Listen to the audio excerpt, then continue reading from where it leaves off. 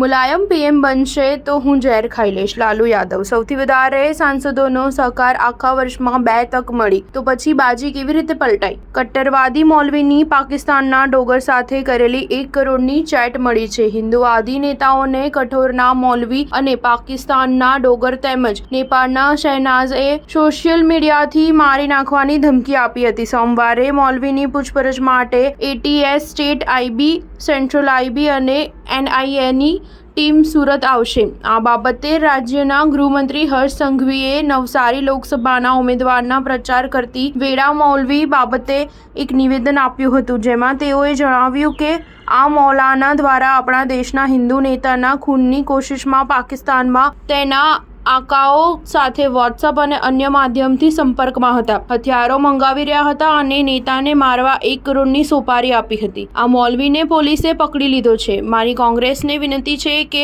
મતો માટે આવા મૌલાનાને બચાવવાનું બંધ કરો. મૌલાના દેશના યુવકોને ભડકાવવાનું કામ કરે છે. મદ્રેસાના માધ્યમથી યુવકોને દેશ વિરોધી કૃત્ય કરવા પ્રેરણા આપે છે. એવાને મૌલાના છોડવામાં આવશે નહીં. ભલે કોંગ્રેસે જે રીતની રાજનીતિ કરવી હોય તે કરે, તેની પર કડકમાં કડક કાર્યવાહી કરાશે. સ્ટાર ન્યૂઝ 7 હંમેશા સચ્ચાઈની સાથે.